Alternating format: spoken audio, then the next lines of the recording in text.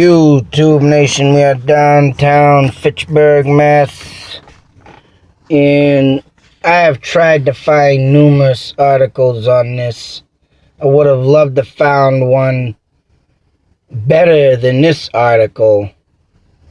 But this was pretty much, I ain't done yet. But I'm sure I probably won't find nothing because of this had happened to close in 1994. And the city council, I would like to say shame on them here in Fitchburg back in the day of 1994 for taking their sweet time and ruining a place that, to me, life is music. And if it wasn't for music today, or back in my day, I should say. Don't get me wrong. Friends are very strong with me. And if I could hang around with them every day like back in the day, I would. But when the time had come, at times when I was, everybody was a bit busy. I just got lost into some stuff. Yeah, I could say music saved my life. I've always tried to get involved with bands, but it never worked. Everybody went their own ways. Another friend of mine, of course, I could have been in a band with, but he went off and had to go about killing himself. But who knows? If I would have stuck with that kid, it probably would have helped that kid, and we probably would have been playing here too. Club 490. And this is the article I found of City Council unfair. Let's keep Club 490 open. Which obviously people didn't understand the metal that they were playing here. Which, let me inform the people, if they ever do happen to see this, heavy metal music, which people like this is just a fucking straight out complete moron. Because, heavy metal is the devil. Heavy metal makes kids commit suicide. All over the news back in the 80s. And you got, the two great cases that had happened that were fucking unbelievably ridiculous in my eyes. Because I'm still living, and I listen to the same music of these people. Maybe even more. And I'm not dead. Because music saved me. If I didn't have music to keep my mind from wandering off to the things that were bugging me in life, I'd be dead. And then you have Judas Priest getting in trouble for Stained Class album, Better By You, Better Than Me. Ozzy Osbourne with Suicide Solution, mind you, which if anybody doesn't understand that music, do not listen to it. A little briefing of Better By You, Better Than Me. I don't understand how anybody could kill themselves off of that music. Suicide Solution I can understand, but the people need to realize that Ozzy was battling an alcoholism problem. Bon Scott, lead singer, original of AC/DC, battled an alcoholism problem, and he died from alcoholism. Because he got so damn drunk in the middle of winter, fell asleep in his car, and froze to death. So, that song, Suicide Solution, was written for him, for Ozzy, to kill the alcoholism, not themselves, or anybody in that matter, so. And I can understand why these morons at the city council at the time, which I hope they see this. I don't know your names. Of course, you're not going to print your names out to get badgered and bagged and slapped around because you closed down an epic era that should have never even closed the doors on the fucking society of music.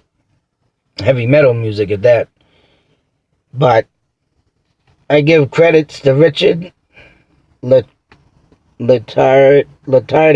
I can't even say that. Sorry if I butchered it, Richard. Hopefully you see this video. But he lived in Lunenburg. And he's the one who put this article in the paper to keep this open. Talking to the mayor. His name's in here. Mr. Jeffrey Bean. And this place was well organized. This place over here was just, ran very well. You couldn't ask for a better place to be ran. With, of course, a bunch of teenage kids getting wild moshing in the mosh pit.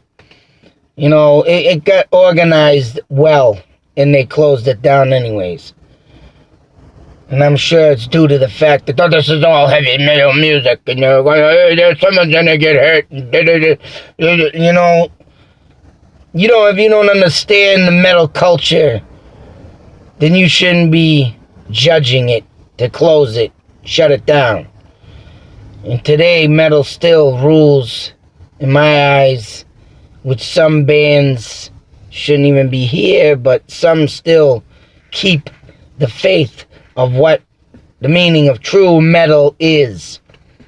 And for people to close this stuff down like that, you're making people depressed. Loss of music does lead to sometimes loss of life. There's some still crazy ass fans out there that, that you can't have their music, man. What the hell can you do? And then there's just some people killing themselves, shit. The saddest story of all is when Dimebag got blown away from a fan because Pantera broke up. Sick individual he was, but perfect example. You take away somebody's music, sometimes that's taking away their life.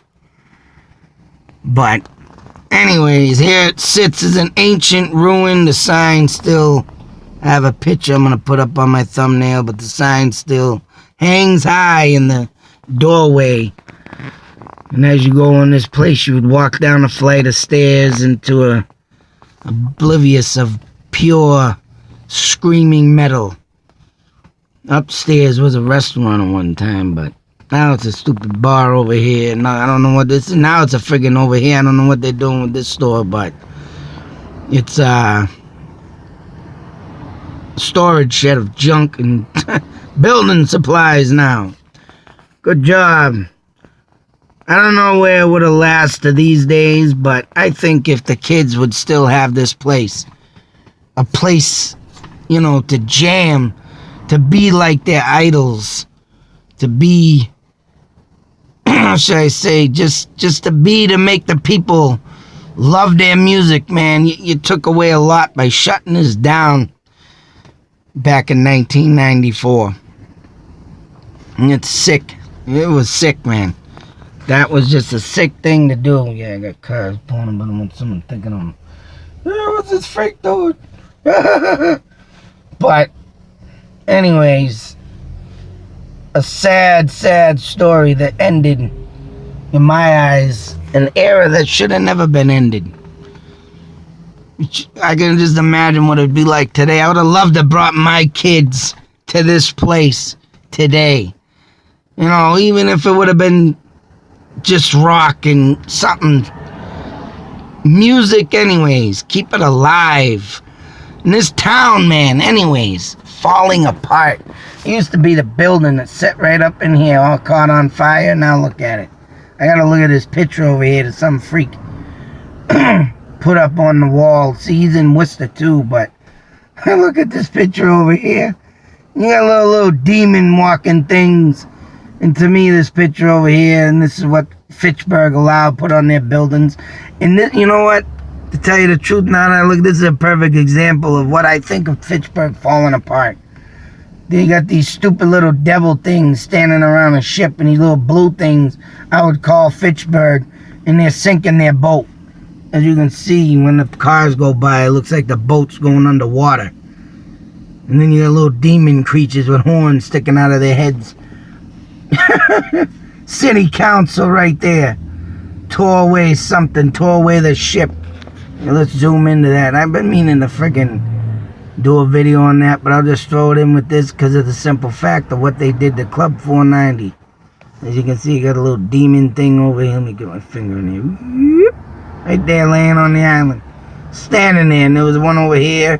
You know, these ship little guys, and they're all sinking in the ship.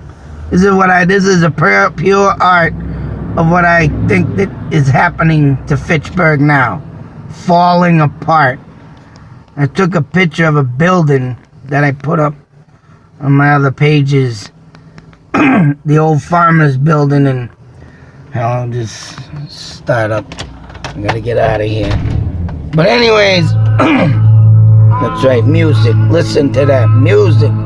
Could have been playing in this place. But I took a picture of a building that they tore down and put it up and everything, and it's just insane of how this city is just going down.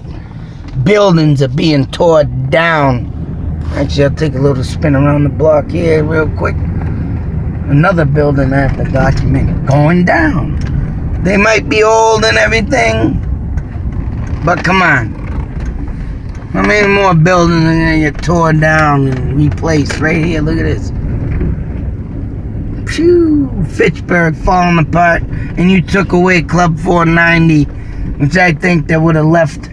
Hell, even if you could have threw like a night of hip hop in that building for the rappers, metal, rock, whatever. Use your imagination. It would have been an awesome place for kids to show their talents, to play their music that they made, you know, and just feel alive. But this town took that all away. And even the future generations of music today, you know, there's no telling what could have been and what could be if they never tore that shit down and left it alone. Kids' dreams got torn down with it, so their mind didn't. Used to go there, used to have fun there, you know. Watch my friends play on the stage, hell yeah. It was a time that was good.